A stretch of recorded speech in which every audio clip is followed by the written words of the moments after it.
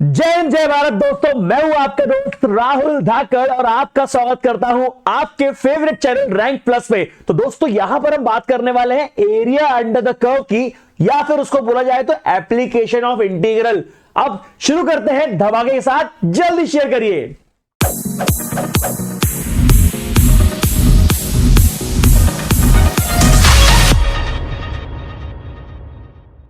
दोस्तों application of integral में हम लोगों ने डेफिनेट इंटीग्रल की यहां बात करी है। आपको पता होना चाहिए कि यहां पर हम लोग एरिया निकालने वाले हैं किसी भी फंक्शन के अंडर में आने वाले का। अब यहां पर ये ग्राफ किसका है? ये ग्राफ है साइन एक्स का। अब मैं अगर आपसे बोलूं कि एरिया निकालो साइन एक्स का 0 से पाई तक, इसका मतलब मुझे ग्रीन वाला पोर्शन निकालना है। अब ये ग्रीन वाला पोर्शन निकालने के लिए आपको अच्छी तरह पता है कि मैं इसको पहले नॉर्मली इंटीग्रेट करूंगा, जो कि आएगा इसका माइनस कॉस एक्स, और फिर x की जगह मैं इसकी लिमिट्स डाल दूंगा। And your answer is going to be like this कि x की जगह पहले पाई आएगा तो कॉस पाई माइनस कॉस 0, और यहां पे आपने इसको इंटीग्रेट कर दिया तो माइनस कॉस पाई की वैल्यू, मेरे ख्याल से आपको कॉस का ग्राफ भी पता होगा। मैं आपको एक बात बता दूं कि ग्राफ तो आपको सबके पता होना चाहिए, इसके अलावा कोई ऑप्शन नहीं है। ग्राफ तो आपको सबके पता होना चाहिए। जितना अच्छे से आपको ग्राफ की क्लैरिटी रहेगी उतना आसान आपके लिए चीजें हो जाएंगी। अब ये हो जाएगा। अच्छा, अगर आपको ग्राफ का वीडियो चाहिए ना तो प्लीज कॉमेंट करना, मैं हर चीज का ग्राफ समझा दूंगा आपको। क्या कहा आपने? इसी में समझा दूं? चलिए ठीक है, इसी में समझा देता हूं। तो आप देख पा रहे होंगे कॉस पाई की वैल्यू कितनी है? कॉस पाई की वैल्यू है -1, राइट? तो यहां पर आ गया -1, माइनस कॉस 0 की वैल्यू है 1, तो यहां पर आ गया 1।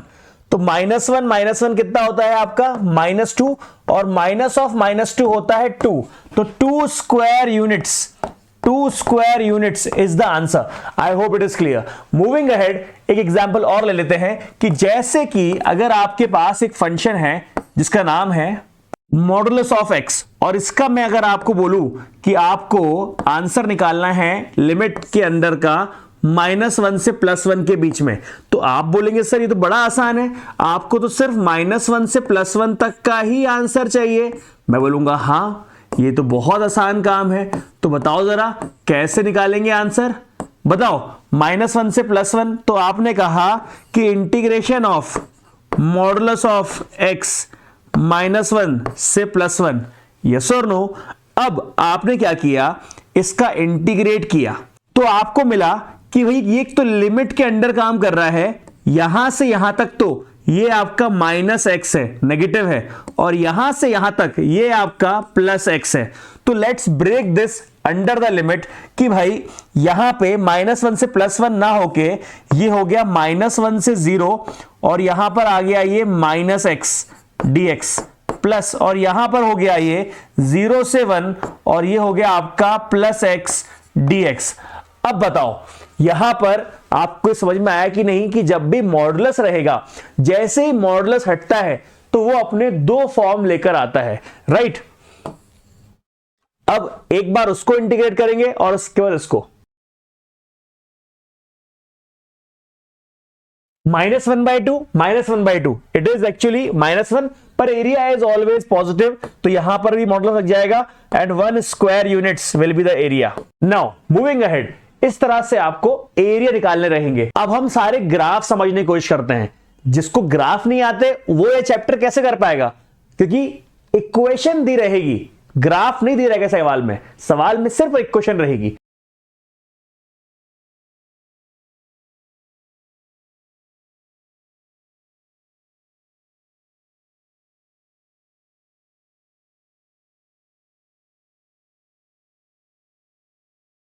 तो दोस्तों आगे बढ़ने से पहले कुछ इन ग्राफ पे नजर डाल लें जिसे पता होना जरूरी है, जो पता होना बहुत जरूरी है।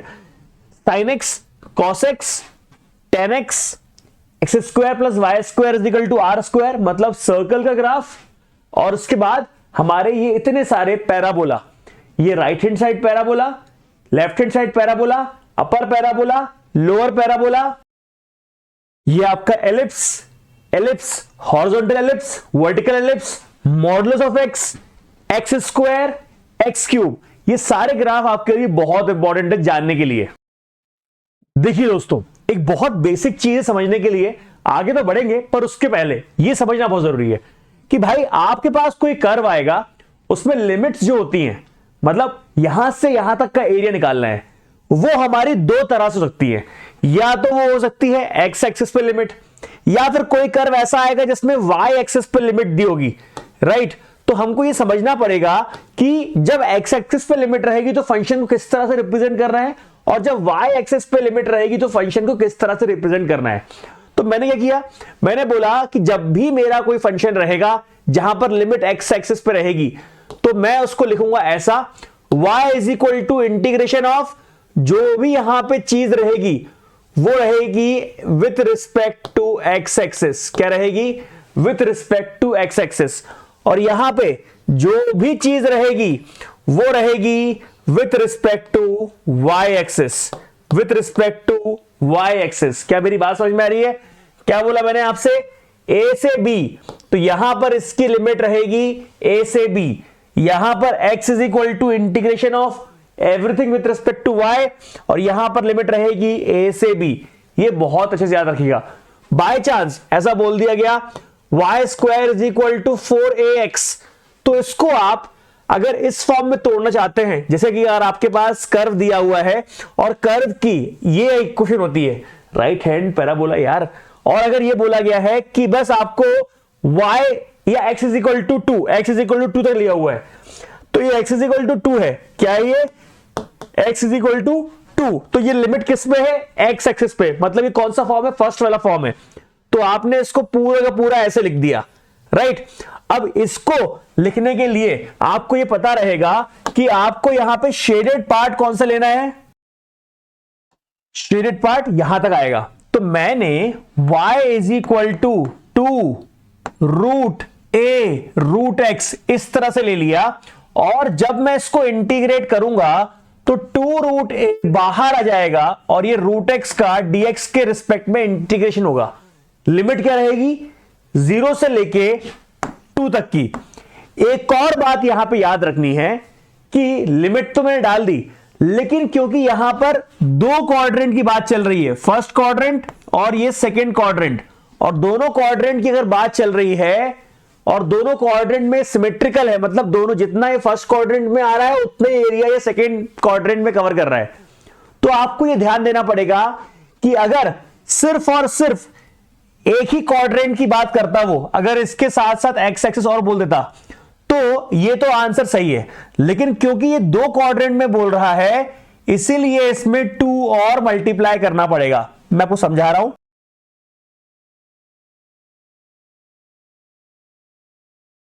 कुछ इस प्रकार से क्या हुआ यहां पे सिर्फ एक क्वाड्रेंट का एरिया निकालना है, मतलब यहां पर इन दो चीजों के अलावा एक चीज और इन्वॉल्व हो गई, ये 3 चीजें। एक्स एक्सिस और लिख दिया इसने, तो एरिया पहले यहां से इंक्लोज हुआ, एरिया यहां से इंक्लोज हुआ, और एक्स इज इक्वल टू मतलब एक्स एक्सिस से भी इंक्लोज हो गया। एक्स एक्सिस को मैं y इज इक्वल टू 0 बोल सकता हूं, राइट। तो यहां पर देखिए क्योंकि यहां डबल क्वाड्रेंट इन्वॉल्व था इसीलिए मैंने ये वाला 2 मल्टीप्लाई कर दिया था, और यहां पे डबल क्वाड्रेंट नहीं है इसलिए आपका आंसर ये रहेगा। आई होप इट इज क्लियर। अब कभी ऐसा सवाल दिया हुआ है जहां पर आपको एक इक्वेशन के बीच का एरिया निकालना है, एक्स एक्सिस के बीच का एरिया निकालना है, एक्स इज इक्वल टू 2 के बीच का एरिया निकालना है, एक्स इज इक्वल टू 4 के बीच निकालना है, तो कैसे करेंगे? यहां पर देखिए आपके पास ये इक्वेशन है, ये इक्वेशन कैसे फ्रेम करते हैं? एक बार एक्स इज इक्वल टू 0 मार दो, जैसे ही आप एक्स इज इक्वल टू 0 मारोगे तो y की वैल्यू आएगी 4, और जैसे ही आप y इज इक्वल टू 0 मारोगे तो x की वैल्यू आएगी 8। बस बन जाएगी लाइन। आपको वैसे रफ लाइन ही चाहिए लेकिन तब भी आपने अच्छे से बना दी। अब ये है x इज इक्वल टू 2, वो ये वाली लाइन है, और x इज इक्वल टू 4 वो ये वाली लाइन है। अब आपको x axis, x is equal to 2, x is equal to 4 और ये कर्व इसके बीच का एरिया चाहिए, मतलब आपको चाहिए ये वाला एरिया। अब ध्यान से देखिए लिमिट कहां से आ रही है? x एक्सिस पे लिमिट डली है कि y पे डली है? सर लिमिट तो x पे डली है, मतलब this is going to be y is equal to, पूरी इक्वेशन को y के फॉर्म में डाल दो, that is going to be 8 minus X by 2 and integration limit will be between 2 and 4। Now let's solve.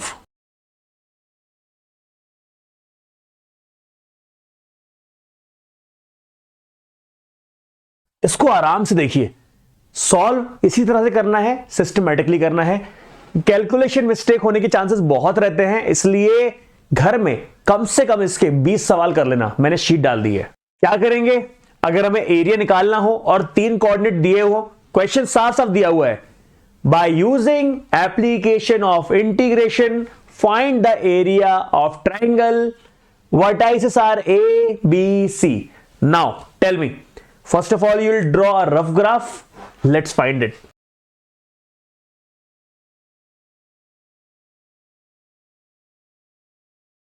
This is going to be the rough graph. अब मैं आपको बता दूं कि हम जब एरिया अंडर द कर्व या एरिया अंडर द फंक्शन की बात करते हैं तो होता क्या है इसका मतलब।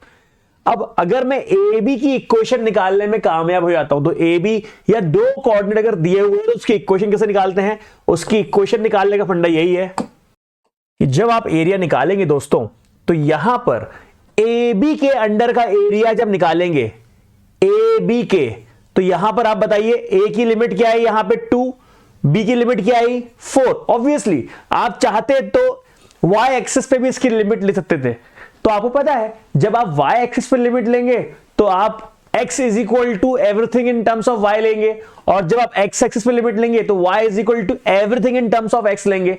राइट, ये चीज क्लियर है आप लोग को। और जब मैं सिर्फ ए बी का निकालूंगा तो ए बी की इक्वेशन लिख देता हूं मैं, y is equal to x minus 1 equation आई है, और इसको मैं अगर इंटीग्रेट करूंगा तो लिमिट क्या रहेगी 2 से 4 एंड 2x माइनस 1। ध्यान से देखिएगा मैं कर क्या रहा हूं, मैंने यहां पर area under the curve A B निकाला तो मेरे पास ये रीजन आ गया, ए बी के अंडर आने वाला पूरा रीजन। याद रखना, ए बी के अंडर आने वाला पूरा रीजन ये आ जाएगा मेरे पास, और मुझे निकालना सिर्फ एरिया ऑफ ट्राइंगल एबीसी है, लेकिन फिलहाल मेरे पास ए बी के अंदर आने वाला पूरा रीजन आ गया। अब जब मैं ए सी का निकालूंगा तो इक्वेशन ऑफ ए सी क्या रहेगी, सॉल्व ऐसे करना है फॉर्मूले के हिसाब से। जब मैं इक्वेशन ऑफ बीसी निकालूंगा बिल्कुल ऐसी निकालूंगा तो क्या रहेगी इक्वेशन, और ये लिमिट क्या है बताइए 4 से लेके 6 तक। और जब बीसी की इक्वेशन का मैं निकालूंगा 4 से लेके 6 तक तो उसके अंडर आने वाला पूरा एरिया उसका आंसर रहेगा। अब ध्यान से देखिए, आपके पास ए बी का एरिया आ गया, आपके पास बीसी का एरिया आ गया। अब कौन सा एरिया माइनस करना पड़ेगा तो एरिया ऑफ ट्राइंगल एबीसी आएगा, कौन सा एरिया माइनस करना पड़ेगा कि एरिया ऑफ ट्राइंगल एबीसी आएगा, ये सोचने की बात है। सर ऑब्वियस सी बात है, ये जो क्वाड्रिलेटरल है यहां से यहां तक का इसको रिमूव करना पड़ेगा, तो that is area under AC. तो एरिया अंडर एसी निकाल देते हैं, कैसा रहेगा, ओ सर इसका मतलब ये वाला एरिया रिमूव कर देंगे, इन 2 एरिया को ऐड करके आपको समझ में आया, पूरा लाल एरिया पूरा व्हाइट एरिया इसको ऐड करके ब्लू वाला एरिया रिमूव कर देंगे तो आपका एरिया ऑफ एबीसी आ जाएगा। जी हां, और इसकी लिमिट क्या रहेगी, एक बार जरा ब्लू वाली इक्वेशन एसी की इक्वेशन की लिमिट क्या रहेगी, क्या 2 से 4 रहेगी, नहीं, क्या 4 से 6 रहेगी, नहीं, 2 से 6 रहेगी। अब इस तरह से आपके पास एरिया आएगा, याद रखिएगा ए बी के अंडर का एरिया ऐड करेंगे, बीसी के अंडर का एरिया ऐड करेंगे और एसी का एरिया का अंडर माइनस कर देंगे, और ये आपकी इक्वेशन है। आराम से इसको देखिए, बताइए आपका आंसर आया कि नहीं। नाउ आपके पास सिंपल सी इक्वेशन है, उसका एरिया निकालते हैं। Let's find the area, Y square is equal to 4x। तो आपने पहले बना लिया राइट हैंड पैराबोला, फिर बोलता है ये x is equal to 1, okay, x is equal to 4, okay, और क्योंकि ये बोल रहा है x एक्सिस फर्स्ट क्वाड्रेंट, तो आपको सिर्फ और सिर्फ ये लेना है। अगर ये x एक्सिस फर्स्ट क्वाड्रेंट नहीं बोलता ना तो ये पूरा यहां तक आता और इंटू 2 भी होता। एक एक करके डाल देते हैं वैल्यू। तो this is going to your area, right. आराम से इसको देखिए, सवाल इस तरह के आने वाले हैं। अब हर बार नॉर्मल वाला बिल्कुल ओरिजिन से आपका वर्टेक्स रखने वाला तो आएगा नहीं, तो ये पैराबोला ही है, ये पैराबोला ही है, लेकिन ये पैराबोला कौन सा फॉर्म है? ट्रांसलेशन पैराबोला है। ट्रांसलेशन का मतलब क्या होता है, जरा ध्यान से देखिए। हर बार पैराबोला क्या बनता था? ऐसा बनता था, मतलब ओरिजिन से पास होता था, लेकिन हर बार ऐसा होगा नहीं। हो सकता है कि आपका पैराबोला कभी यहां से पास हो जाए, ये क्या रहेगा आपका? Alpha beta. क्या रहेगा दोस्तों? Alpha beta. अब यहां पर आपने देखा कि इस पैराबोला के क्या वैल्यू रहेगी? आपने कहा सर x माइनस अल्फा का स्क्वायर, तो जो वैल्यू आपकी y square is equal to 4ax हुआ करती थी, वो वैल्यू अब आपकी y माइनस बीटा का square is equal to 4ax minus alpha का स्क्वायर बन जाएगी। वैसे ही अगर आपका क्वेश्चन कभी इस प्रकार से है कि यहां से जो पैराबोला पास होने का है वो यहां से पास हो गया और ये वैल्यू आपकी अल्फा बीटा है, तो ऑटोमेटिकली आपके पास क्या आ जाएगा? X square is equal to 4ay या फिर x square is equal to minus 4ay ना होके एक्स माइनस अल्फा का square is equal to 4ay minus beta बन जाएगा, राइट। तो ये आपका होता है ट्रांसलेशन। यहां पर आपके ओरिजिन से हटके कहीं अल्फा बीटा पे आपका वर्टेक्स आ जाता है। Now let us see x square plus y is equal to 9, ये ऐसा क्वेश्चन है। तो आपने बोला कि सर यहां पर कुछ ऐसा होगा कि x square is equal to minus of y plus 9 या फिर वाई माइनस 9 हो जाएगा। और ये कौन सा वाला फॉर्म समझ में आ रहा है आपको, जरा बताइए। ये कुछ ऐसा वाला फॉर्म दिख रहा है यहां पर, इसका मतलब ये आपका x माइनस अल्फा का square minus 4a y minus beta का फॉर्म दिख रहा है। अब ये आपका जो फॉर्म है दोस्तों, वो आपका यहां पर आपको कंसीडर करना है। इसका मतलब जो ग्राफ रहेगा दोस्तों, ग्राफ रहेगा वो आपका कहां से पास होगा? अल्फा कॉमा 9 से। 0,9 से आपका ग्राफ पास हो रहा है। ये डाउनवर्ड पैराबोला था, 0,0 से पास ना होकर 0,9 से हो रहा है। अब find the area of the curve, x axis, ठीक है, x axis and the line x plus 1 equal to 0। x plus 1 क्या होता है? x is equal to minus 1। तो x is equal to minus 1, तो देखते हैं यहां पर कहीं बाहर ना आ जाए, यहां पर बाहर ना आ जाए। तो हमें यह भी समझना पड़ेगा कि ये जो ग्राफ है y एक्सिस से 0,9 पे कर रहा है इंटरसेक्ट, की अच्छी बात है, लेकिन x एक्सिस से कहां कर रहा है ये भी समझना पड़ेगा। तो दोस्तों x एक्सिस पे ये जो ग्राफ है ये डालना पड़ेगा y इज इक्वल टू 0 डाल के। तो जैसे ही आप इसमें y इज इक्वल टू 0 डालेंगे तो x की दो वैल्यू आएंगी, +3 एंड -3। तो ये जो पॉइंट है this is -3 and this is +3। तो आपको पहले ग्राफ को समझना पड़ेगा कि कहां पर वो x पे इंटरसेक्ट कर रहा है, कहां पे वो y पे इंटरसेक्ट कर रहा है, उसके बाद हम काम स्टार्ट करेंगे। तो आपने बोला कि सर ठीक है, अब ये हो गया हमारा x इज इक्वल टू -1, तो x is equal to -1 obviously यहां कहीं पे आएगा, तो x इज इक्वल टू -1 यहां पे आ गया और इसने यू करके बना लिया, ठीक है। And x is equal to 2, ये क्या है? x इज इक्वल टू 2, वो भी यहां पे कहीं पे आएगा, तो आपने यहां बना दिया। तो आपको जो एरिया चाहिए मेरे भाई, वो आपका एरिया है ये वाला, ये रहेगा आपका एरिया। अब क्या किया आपने? ये बढ़िया एरिया बन गया। अब आप बताइए मुझे कि लिमिट कहां आ रही है? लिमिट आ रही है x एक्सिस पे, मतलब पूरी चीजों को मैं पहले y is equal to everything in terms of x कर दूं और लिमिट क्या लूंगा मैं? -1 से +2।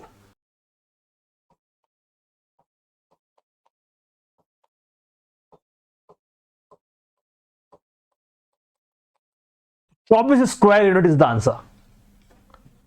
Now again same type of question, x square is equal to, मतलब ये फिर से एक पैराबोला है, तो फिर से देखते हैं कौन सा पैराबोला है ये। यहां पर ये x माइनस अल्फा का square is equal to 4ay minus beta बनने वाला है। तो let's try to find out. इसमें कंप्लीटिंग द स्क्वायर लगाना पड़ेगा। किस चीज की कमी है इसको स्क्वायर बनाने में? एक यहां पे +4 -4 होना जरूरी है। तो इतनी जो चीज है ये बन गई आपकी x माइनस 2 का होल स्क्वायर, और ये जो -4 है वहां चला गया, ये कुछ इस तरह का फॉर्म बन गया, राइट। इसका मतलब 2 और 4 से ये मुड़ेगा। अच्छा, right hand parabola, left hand parabola, upper parabola, lower parabola, कौन सा पैराबोला है ये? आपने कहा sir this is lower parabola, पर यहां पर एक्स एक्सिस पे कहां टकरा रहा है ये? तो उसके लिए मैंने y 0 मार दिया। y जैसे ही 0 मारा तो ये आ गया 4x माइनस एक्स स्क्वायर, मतलब x common, 4 minus x equal to 0, और ये आ गया आपका x इज इक्वल टू 0 और x is equal to 4। Yes, तो यहां पर आ गया आपका कुछ इस प्रकार से कि एक बार तो ये ओरिजिन पे टकराएगा, इसलिए मैंने इसको यहां से ले लिया, ये आ गया 0, ये आ गया 4। Now tell me what is the answer. तो 32/3 square unit is the answer.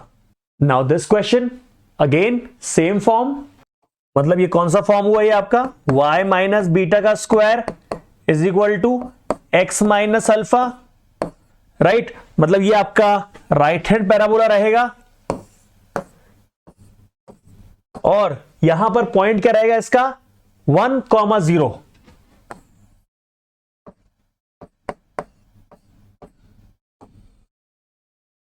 And ये बोल रहा है आपसे x इज इक्वल टू 2, तो ये 1 था तो यहां पे 2 आ जाएगा, और इसका एरिया निकालना रहेगा हमें। तो इसका क्या हमें एक ही एरिया निकालना है? नहीं, यहां पर इसका एरिया रहेगा आपका दोनों क्वाड्रेंट में, मतलब ये वो वाला क्वेश्चन है जहां पे हमको 2 मल्टीप्लाई करना पड़ेगा। Draw a rough sketch of y is equal to x square minus 4x plus 6। यहां पर भी आपको करना पैराबोला की फॉर्म में है, बस यहां पर आपको पहले परफेक्ट स्क्वायर बनाना पड़ेगा। परफेक्ट स्क्वायर कैसे बनता है? अगर कभी ऐसा दे दिया हो y, और चलो ठीक है माइनस इसको भी यहां भेज दो, तो एक्स स्क्वायर माइनस 5x, तो आपके पास a स्क्वायर तो है, और ये आपके पास माइनस 2ab भी है। ये क्या है आपके पास? माइनस 2ab, और 2ab में x b क्या है आपका x, तो यहां पर आपका आंसर क्या आएगा? आपके पास वैल्यू आएगी a इज इक्वल टू 5/2, तो यहां पर क्या आंसर आ गया बताइए? 25/4 एडिशन सब्ट्रैक्शन। बस हमारे पास इक्वेशन क्या आ जाएगी? जो वैल्यू रहेगी that is going to be 5/2 and -1/4, कुछ इस तरह से, राइट? तो इसको तो आप सॉल्व कर सकते हैं, सेम टाइप का क्वेश्चन है। लिमिट निकाल देंगे पहले y इज इक्वल टू 0 डाल के, तो जैसे ही y इज इक्वल टू 0 डालेंगे तो x square minus 3x minus 2x plus 6 x minus 3, right? x minus 3, तो आपके पास जो वैल्यू आ गई वो आ गई यहां पे कितनी? 2, और यहां पर आ गई 3। आई होप आपको क्वेश्चन समझ में आ रहा होगा, और आराम से फिर हमारे पास लिमिट डाल के ये वाला वैल्यू आ जाएगा, राइट? नेक्स्ट क्वेश्चन, एक सवाल ये देख लेते हैं। यहां पर क्या बोल रहा है? y is equal to 9x square, इसका मतलब x square is equal to y/9। So let's solve the question. अब यहां पर आपको याद रखना चाहिए कि हर बार की तरह यहां पे x पे लिमिट नहीं थी, यहां पर y पे लिमिट थी, तो हमने इस तरह से कर दिया। चलिए यहां पर एक सवाल है, यहां पर आपके सामने एक ऐसा क्वेश्चन है जहां पर हम लोगों को लेना है कैसा curve? x square is equal to 4/3y, मतलब ये कौन सा हो गया? ये अपवर्ड पैराबोला हो गया। x पे 0 मार दो तो y की वैल्यू कितनी आई? 6, और y को 0 मार दो तो x की वैल्यू कितनी आई? 4। लेकिन कर्व पे असल में आपका इंटरसेक्शन पॉइंट ये आ रहा है। अब बोलो कैसे आ रहा है?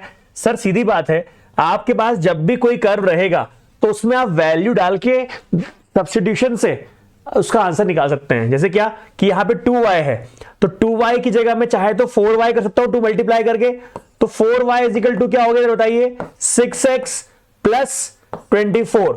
अब यहां पे 3x square is equal to 6x plus 24 कर दिया मैंने, क्योंकि 4y की वैल्यू मैंने यहां से चुरा ली।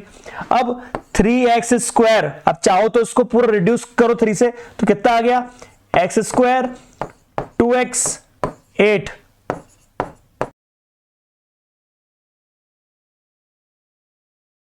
Now this is going to be your answer, इसीलिए -2 और 4। I hope it is clear, right? x की वैल्यू अपने यहां से निकाल ली, अब x की वैल्यू यहां पे सब्स्टिट्यूट कर दो या फिर यहां पे कर दो, y की वैल्यू हो जाएगी। तो पॉइंट ऑफ इंटरसेक्शन निकालना इंपॉर्टेंट है। अब कोई बड़ी बात नहीं है, अब तो बस यहां है -2, ये है आपका 3, ये है आपका 4। अब आपको सिर्फ और सिर्फ एरिया निकालना है। अब एरिया कैसे निकालते हैं, यहां देखिए आपके पास यहां पूरा का पूरा एरिया निकलेगा जब आप बात करेंगे लाइन की। लाइन कहां से कहां तक रहेगी आपकी, लाइन रहेगी आपकी -2 से 4 तक, -2 से 4 तक। तो आपका ये पूरा एरिया निकलेगा, ये पूरा एरिया निकलेगा। और ये जो आपका कर्व दिया हुआ दोस्तों, ये जो कर्व है, कर्व यहां से यहां तक का एरिया बोल रहा है, -2 से 4 तक का। मतलब वो एरिया, नाम समझ में, चैप्टर का नाम क्या है, area under the curve, area over the curve नहीं, अंडर द कर्व, कर्व के अंडर का पूरा एरिया ले लेगा वो, -2 से 4।